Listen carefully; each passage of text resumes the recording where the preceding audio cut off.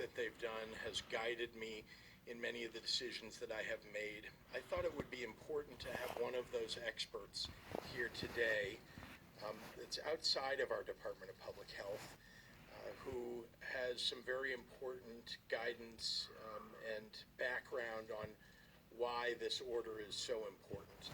And so I've asked the lead epidemiologist at University of Chicago Medicine to join us here today, Dr. Emily Landon.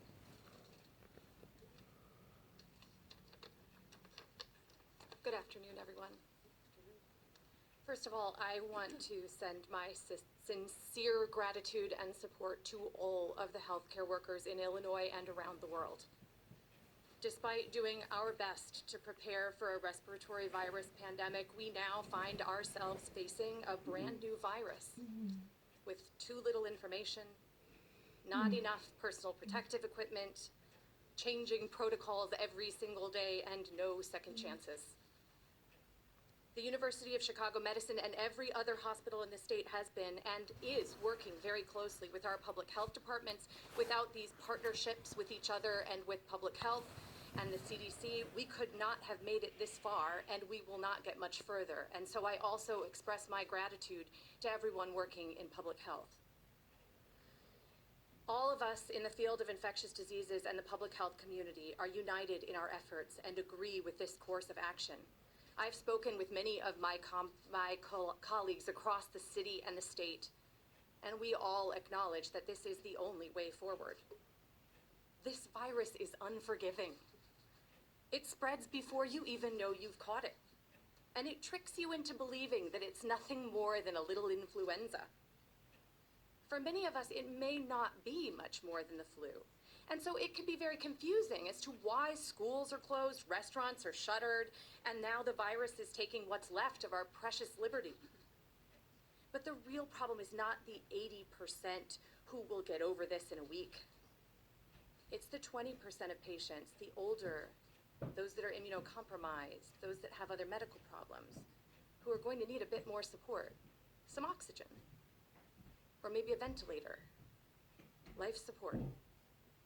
We do amazing things like this to save patients in our American hospitals and across the world every single day, but we can't take care of everyone at once.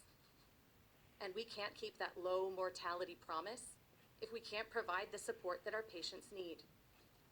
Our healthcare system doesn't have any slack. There are no empty wards waiting for patients or nurses waiting in the wings. We barely even have enough masks for the nurses that we have.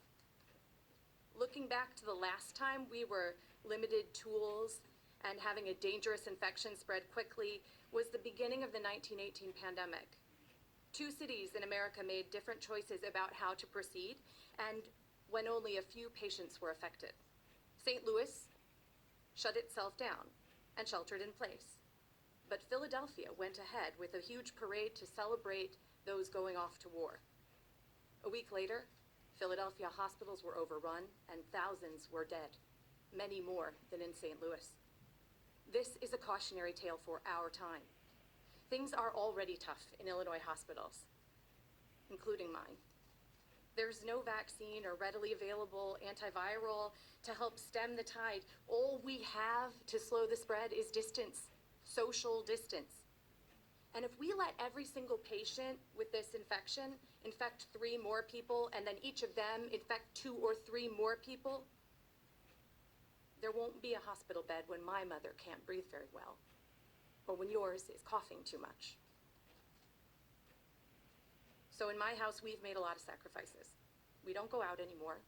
This is the first time I've left my house in some days because I'm leading our efforts in emergency planning from my home. My son has traded in sports, a science conference, and the 5th grade bake sale for puzzles, e-learning, and some video chats. This isn't the life any of us expected, and certainly there are others who will make much greater sacrifices. And there are many more disappointments to come. But this isn't going to be forever, like the governor said. It will last longer than any of us want it to. But in the end, we will look back and see it as just a piece of what happened in our whole lives. And we have to remember that. How can soccer or book club be so dangerous? Why ask so much of people for just a few hundred cases? Because it's the only way to save those lives. And now is the time. Because the numbers you see today in the news are the people that got sick a week ago. And there are still people today who got sick today who haven't even noticed that they've been sick yet. They picked up the virus, and it will take a week to see that show in our numbers. Waiting for hospitals to be overwhelmed will leave the following week's patients with nowhere to go. In short, without taking drastic measures, the healthy and optimistic among us will doom the vulnerable.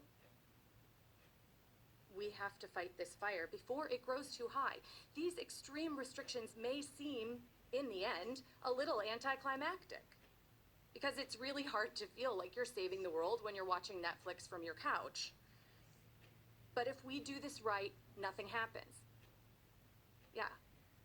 A successful shelter in place means that you're going to feel like it was all for nothing. And you'd be right.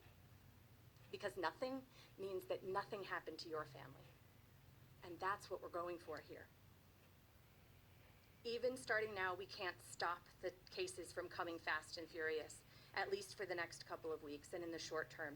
But with a real commitment to sheltering in place and a whole lot of patience, we can help protect our critical workers who need to use public transportation in order to safely get from where they need to go. We can give our factories time to ramp up production of all that PPE so that we have enough masks to last. And we can make more medications and learn more about how we can use them to help save more lives. Even a little time makes a huge difference. It will take more than a week to start seeing the rate of increase slow down, and that's a complicated thing to say. It'll take even longer to see the rate come down and see it slowing and infections going down. So please don't give up. I've lived in Illinois my entire life. And I know we'll get through this together and find a way back to the life that we used to live. Public health and hospitals have been working hard for a long time, and now it's your turn to do your part.